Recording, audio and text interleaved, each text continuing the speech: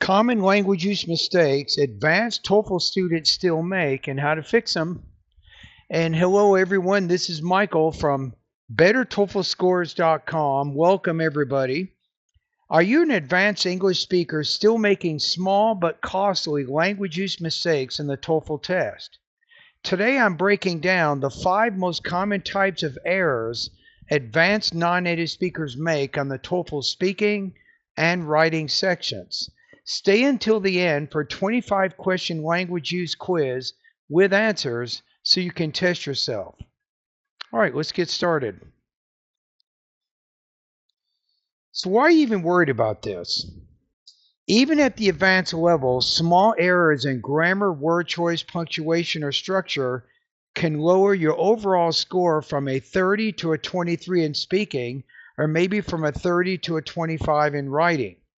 ETS expects precise, natural, and error-free English. So let's fix that.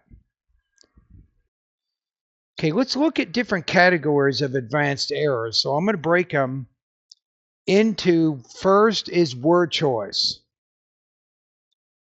So when you have these errors, it'll sound unnatural to native speakers, even if grammatically correct. Here's 5. Do an error.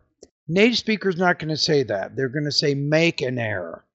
Depend of should be replaced by depend on. He explained me should be he explained it to me. It makes sense for me should be it makes sense to me. Serious problem for my health, you could simply say serious health problem. So in number 5 here, we're kind of operating on the premise of being more concise. So if you can omit the preposition and say serious health problem instead of problem for my health, it's going to be better. But just know that this is not grammatically incorrect, but the other version is a more concise way to express the idea. Strategy. How do you do better in this area?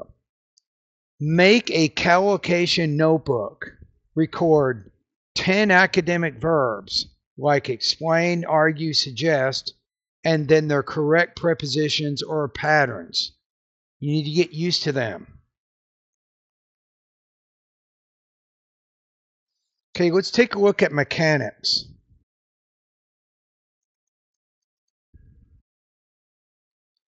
This is what we capitalization and spelling issues. So when you have these kinds of errors, it makes the writing look a little bit sloppy. So number 1, capitalized languages such as English. Even the internet should be capitalized. Don't forget that one-letter words like I, personal pronouns, should also be capitalized. And then 4, they're going to school changes to their apostrophe RE, they are going to school.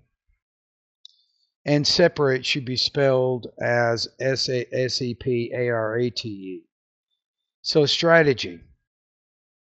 Use tools like Grammarly or Google Docs to auto-flag these before practice. Also read your sentences backward to catch typos.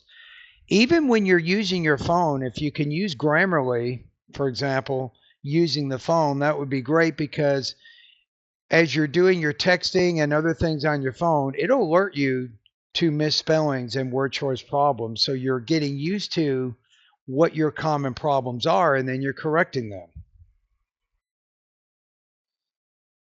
All right, let's talk about sentence structure errors. Common mistakes. She enjoys swim, so we don't want to put a verb form directly after the main verb. We want to change that to a gerund by adding ing. She enjoys swimming.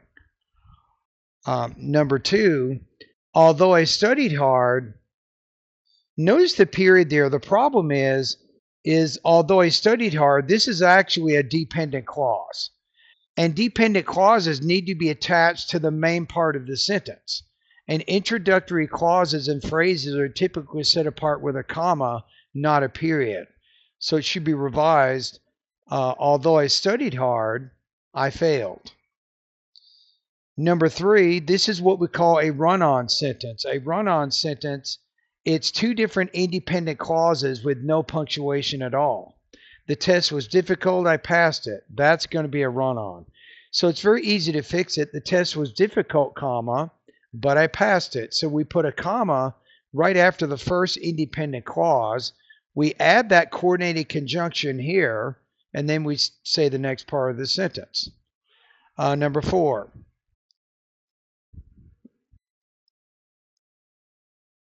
So this is what we call parallel structure problem. Very common, especially with not only. So notice how not only, if you look at the correction, not only is parallel to but also. And we don't see the word but in this sentence, right? And right after not only we have plays, and right after but also we have sings. So it's more grammatically balanced when we say not only plus the verb, than but also plus the verb. Number 5. I like to read, write, and to play chess. So the problem is, if you put to here, you're going to have to put it here. I like to read, to write, and to play chess. Or we can just say I like to read, write, and play chess. And if we don't put the preposition in the second two cases, it's kind of understood because the first one expresses it. So it kind of means this. Okay, strategy. Recording yourself reading your sentences out loud. Does it sound choppy, rushed, or confusing? Rewrite.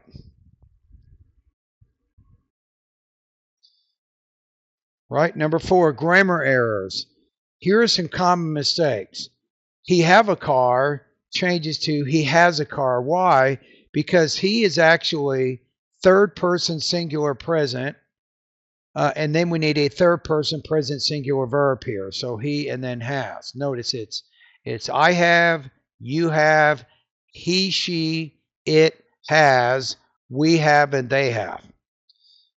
Number 2,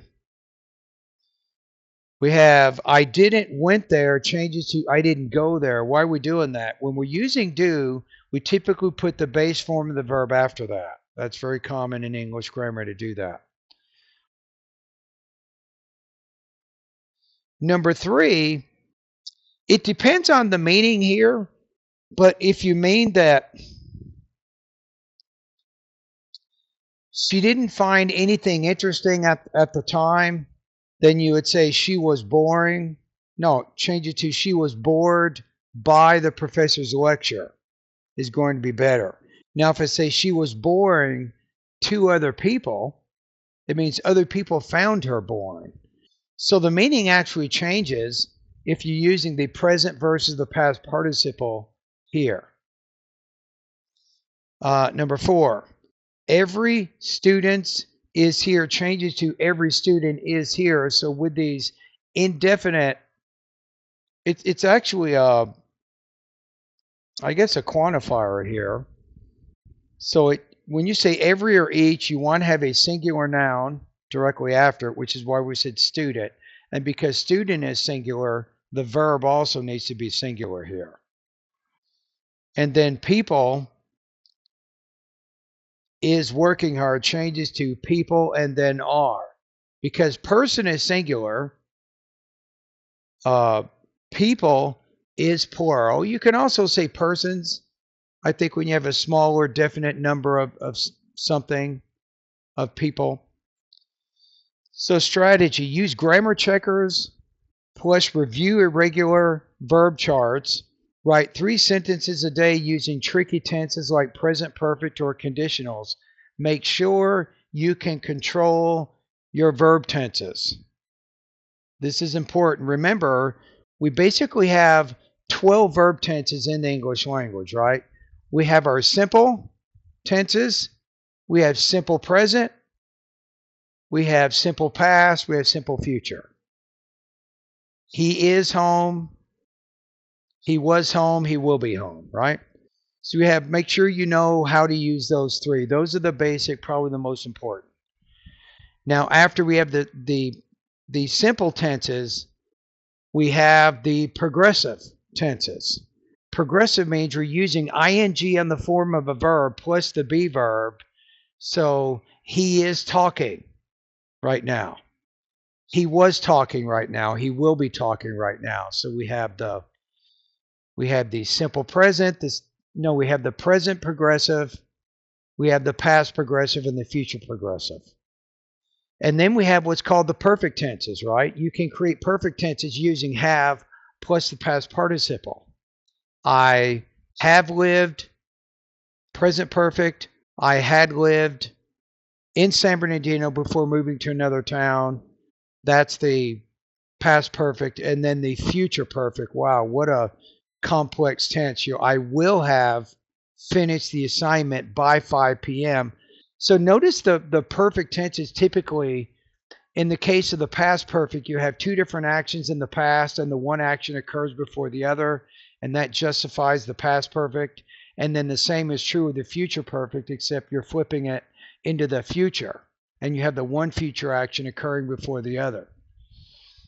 Then you also have what we call a combination of the progressive and the perfect tenses. For example, we have the perfect progressive. I have been living.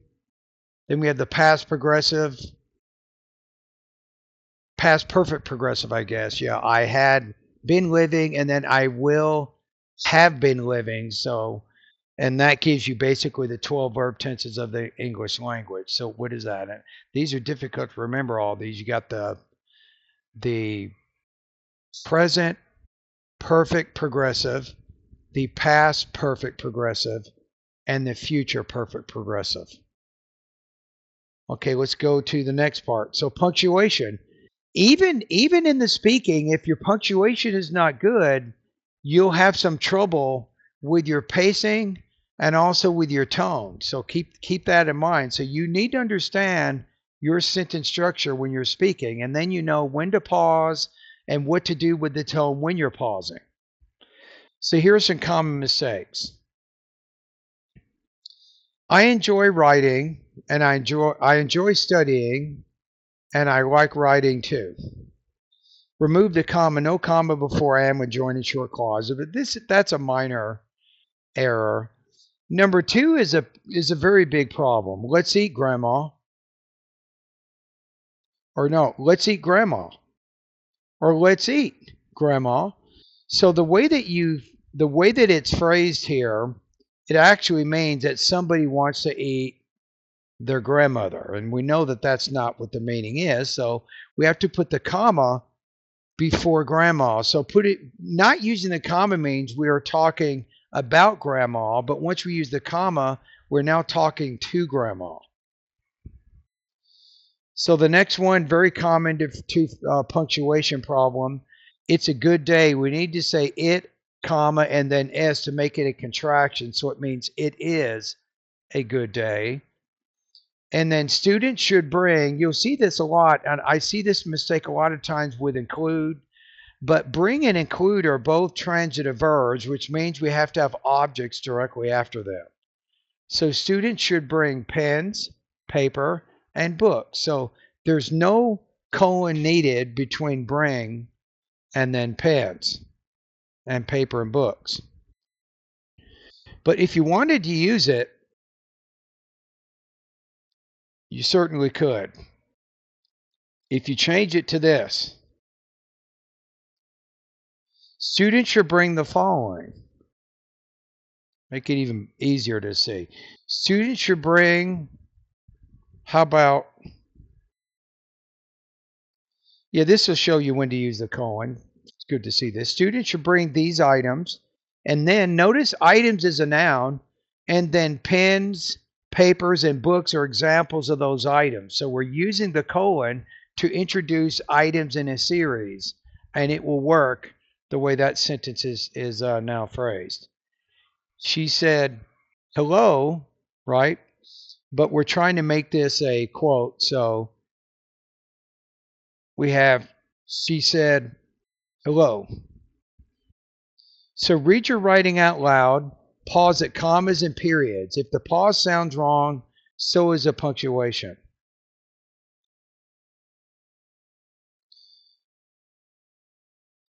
So in the next part of the video, I want to talk about strategies to master these errors. So there's 5 things that you can do right now that can help you to have better control of your language use during the speaking and the writing sections of the TOEFL IBT. Number 1, use a self-editing checklist after every TOEFL writing or speaking task. 2, record your speaking answers and re-listen with a transcript. 3, use ChatGPT, and then when you have it look over something, find any grammar, sentence structure, or word choice errors in my response. Even tell it, say, create a list of errors, or go through my response line by line plus analysis.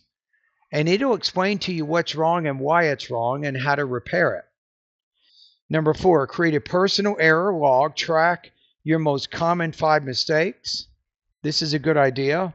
Number 5, read high quality academic writing and copy sentence structure. So this is also a good idea. William Faulkner, Nobel Peace Prize winning literature author in American culture, he said, read, read, read, like an apprentice who studies the master. Read. So by reading, but make sure you're reading good writing, right? You're reading really good, correct writing with, you want to read writing that's geared more toward a collegiate audience, and that's going to help you have better vocabulary, grammar, and word choice that's appropriate to the TOEFL exam. Okay, let's move from there. So let's see how you can do here.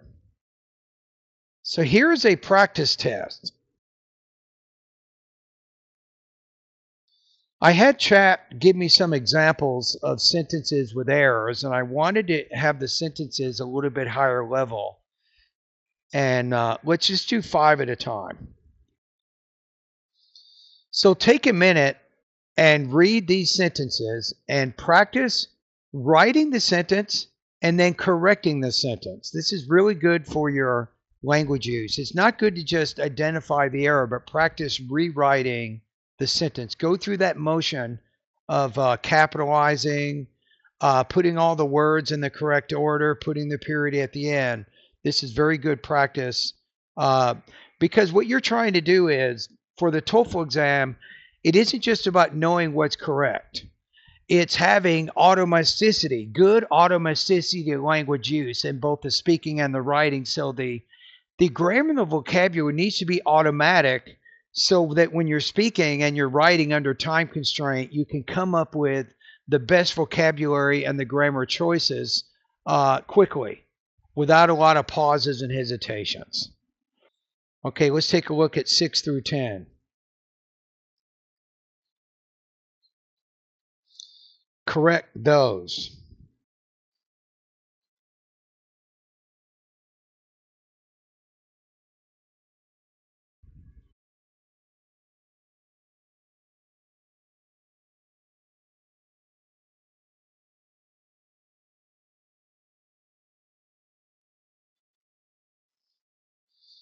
Okay, let's do 11 through 15.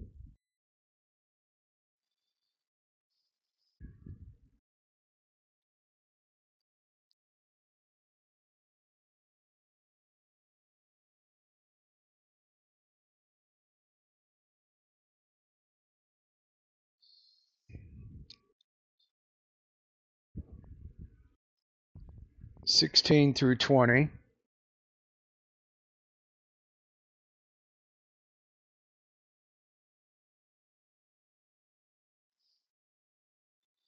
And 21 through 25.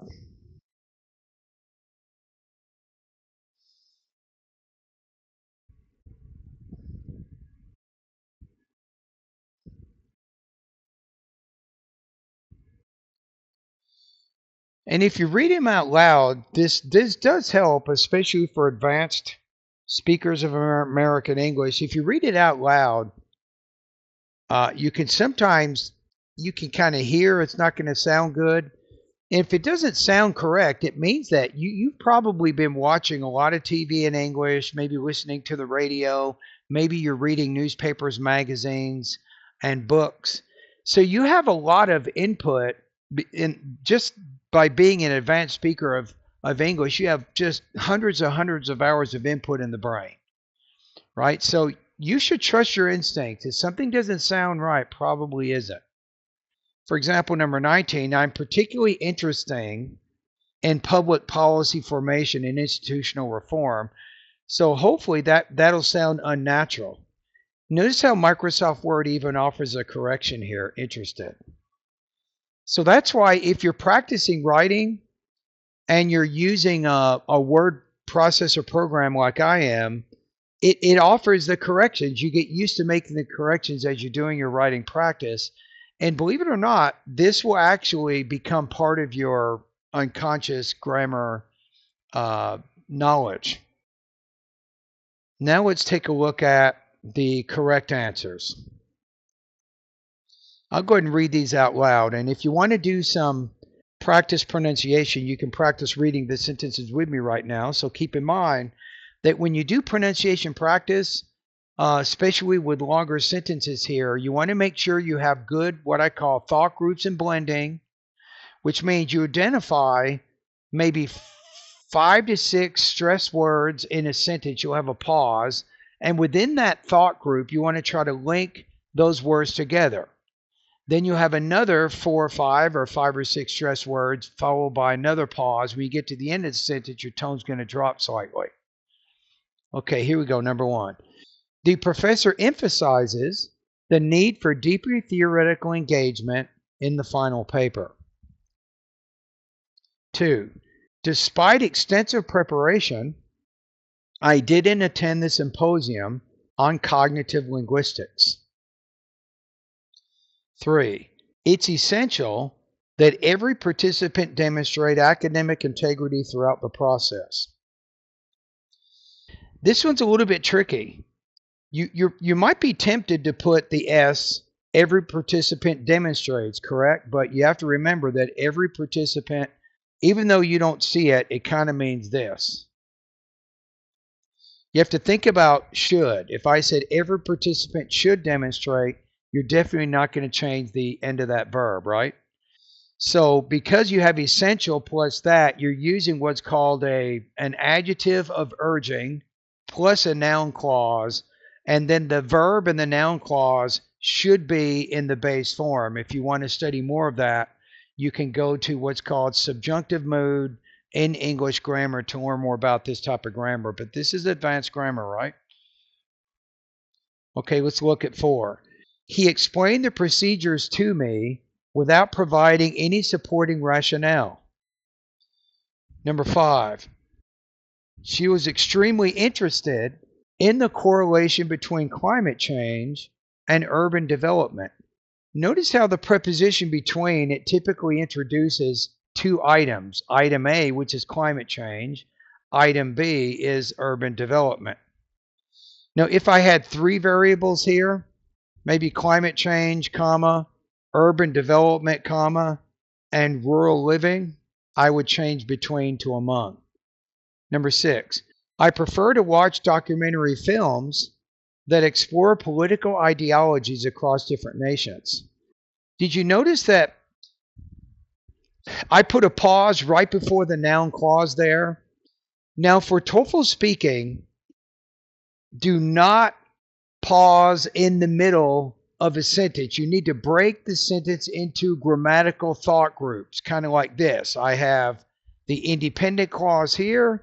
I have the dependent clause over here. So the natural pause is after films, but don't say, I prefer to.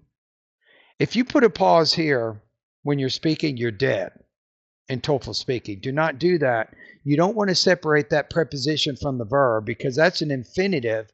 I prefer. If you wanted to pause, I don't think you need to, but you'd have to pause before to. I prefer to watch documentary films that explore political ideologies across different nations. Again, you cannot pause after political because political is an adjective that modifies the noun there. So do not pause in the middle. of a thought group in the sentence. That's going to kill your speaking score. Okay, let's look at 7. They're submitting the research abstracts to the conference by Friday. Number 8, every applicant must submit a letter of recommendation from an academic advisor. 9, the study focused on, now that's not good, because if I pause after the preposition, I need to do, so we study 1, 2, 3, 4 words, pause before add. The study focused on social behaviors and how individuals respond to environmental stressors. Notice how the pause here, it's right before the coordinating conjunction. Do not pause after that conjunction. Notice I said the study focused on social behaviors and how individuals respond to environmental stressors. And I think the mistake was there's a comma before there, before and. But if you put a comma before coordinating conjunction, typically you're separating independent clauses. But that's not what we're doing here. How individuals respond to environmental stressors, that's actually a noun clause, not independent clause. So we're kind of combining focused on social behaviors. This is actually the object of the preposition. This is a noun. And then we have on social behaviors and how individuals. So basically, the noun clause is functioning as an object. And we're connecting the two objects together with a comma. I mean, without a comma. 10. That was a researcher whom I met during the international panel discussion. 11. We discussed the implications of the results, but reached no consensus. And I'm going to get rid of this comma. This is not really needed because we're not separating two different sentences. We're separating two verbs. We discussed, but reached. Notice how the two verbs need to be both past tense. He's more proficient in interpreting qualitative data than in composing analytical essays. So this was actually correct as it is written. Number 13, the people of the region are increasingly concerned about rising inflation. 14, let's discuss the survey results Grandma prepared.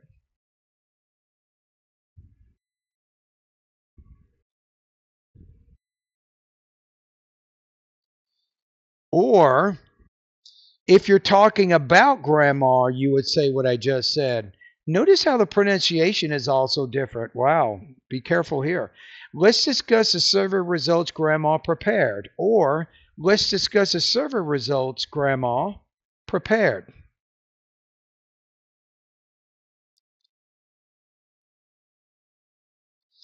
Number 15, the committee could not separate the candidate's qualifications from their personal affiliations. 16, my colleague proposed a contradictory interpretation of the findings. 17, although the policy was unpopular, the Board of Trustees approved it unanimously. 18, the author argues that governmental regulation plays a pivotal role in market stability. Now, do you notice in terms of speaking, you guys getting this? Is I pause right after the verb. So the author argues, notice how my tone's up slightly. The author argues that governmental regulation plays a pivotal role in market stability. So there's a few different ways that you could do it with your thought groups and blending, but just make sure do not pause in an unnatural place in the sentence. Number 19, I'm particularly interested in public policy formation and institutional reform. 20, the presentation on economic theory was so boring that several attendees left early. Did you catch that words in English that end in EE? The stress is on the final syllable. Absentee, committee, attendee, referee. There you go. That's a word stress pattern you should be aware of. 21, the organization not only promotes environmental awareness, but also engages in active restoration projects. I don't think the comma is needed here. 22. The team won the grant despite intense competition from internationally recognized institutions. 23. I submitted the proposal yesterday and now await their feedback, and I don't think the comma is needed here. 24. She succeeded in securing funding from 2 independent grant committees. 25. I look forward to collaborating with your department on this interdisciplinary initiative. So how'd you do? So if you got 20 or more correct, you're definitely going in the right direction. Less than that, maybe you need to review your error log and keep practicing. Like this video. Subscribe for weekly TOEFL strategies. Need expert writing and feedback? Don't forget, visit bettertoeflscores.com. I'll see you in the next video, and remember, don't just speak English, speak it precisely.